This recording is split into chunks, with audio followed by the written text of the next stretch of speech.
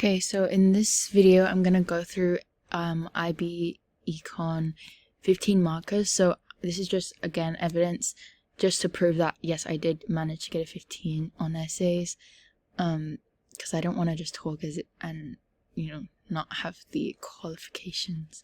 So this one was actually for homework, so it wasn't actually like test conditions, but I did do it in test conditions, but it's not like, it's obviously not going to be the same as a real exam, but I'm just going to use it as my example to run through my method of answering a 50 marker. So the question was evaluate the view that monopolies, despite their inefficiencies, may be considered desirable. So similar, it's kind of like you are using a foundation of a 10 marker, but you're like just adding in a bit more evaluation and detail and comparison, evaluation, things like that.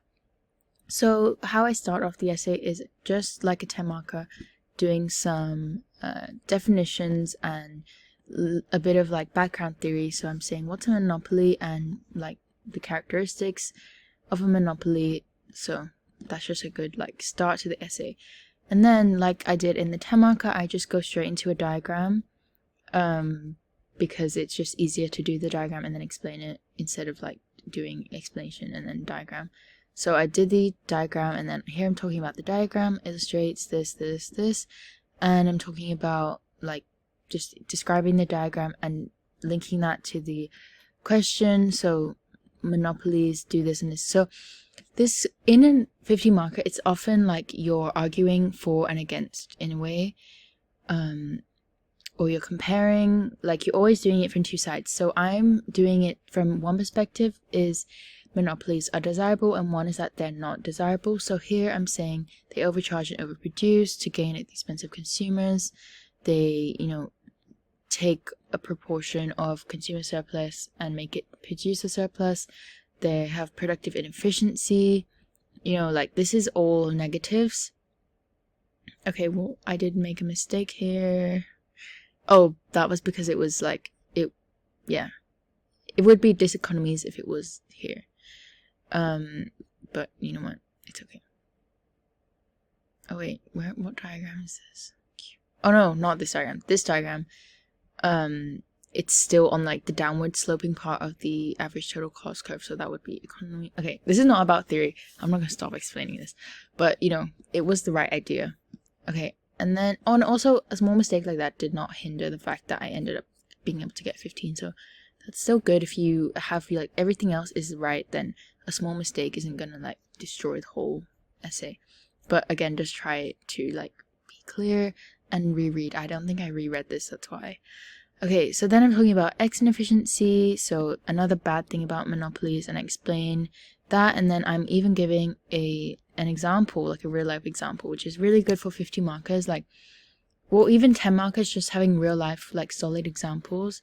And in an exam, to remember those, I'd say, like, maybe have some sort of flashcards for each topic and just have a few examples in the back, just remembering, like, a few for each topic, just that you can like bring them out in an essay really easily. So in this essay, okay, and then I did a final one, another thing about high resource costs. Yeah, so, and then my teacher said to give an example, because I think I was just kind of like pressured with time, so I just wrote that quickly. But yeah, an example would be good for each point you make, essentially. Okay, and then I'm doing a last one. They can be desirable, they can create inequalities in necessity markets, and then this is a bit of an example, but not that much of a detailed one, so I could have been a bit more detailed, like with a specific supermarket or type of food or something. So in this essay, I did all the negatives and then all the positives, but you can also do it like negative, positive, negative, positive. I don't think it really matters that much. I think for me in this essay, I just kind of grouped my ideas in that way. Like it was good to just get out all the negatives, then get out all the positives, but it's also good to, throughout the essay, like you could say like for example, this point I could say it can be undesirable, because they do inequalities, but this and this and this. So that could also be good because it shows like you're really evaluating if you're having like points back to back, like like this is good but this is bad, you know. But it's also fine to have it all bad and then all good like I did, because you're still, you know, having that two-sided thing. So I'm saying in a contrasting manner, there's some factors that make them desirable. For example, economies of scale, and then I did a diagram explaining that, and I did an example of different car brands. Here's my diagram. More of a dynamic efficiency. Yeah, so good things about monopolies, possibly. And, you know, yeah. And then I give an example again. Okay, and then this is what I was saying, like how you mix good and bad. So then I say an example of this could be this. However, it's arguable whether some companies are offering the lowest cost possible. Like, so that's a bad thing. So I'm linking with the bad and the good here, and here also another bad thing. So it's just like a balanced way of arguing and explaining. Okay, and then I'm talking about natural monopolies, and why they might actually be desirable, giving examples. And then, okay, and then after I've made all my points, I'm doing like a conclusion paragraph. So in a 10-mark, you don't really need a conclusion because you're not really like arguing anything.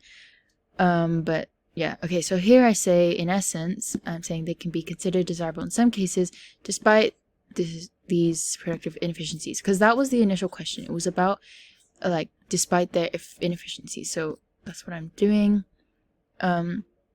And then it's always good to mention assumptions that you might be making, limitations that there might be. So there's the assumption that monopolists' main goal is profit max.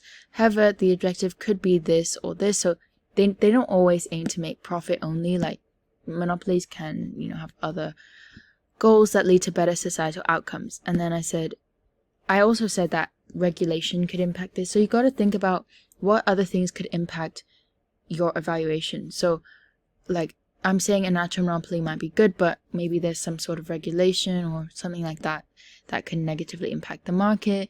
They could be doing price discrimination. And also it depends on the type of good or service. Competition is not always the optimal choice.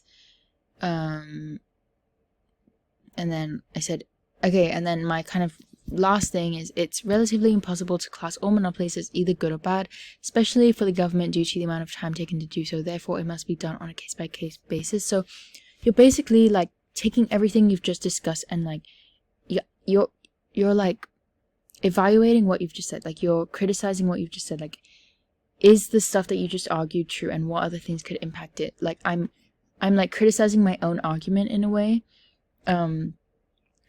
And saying what limitations or assumptions and other things could just like hinder my arguments or something, or like highlight the arguments, things like that.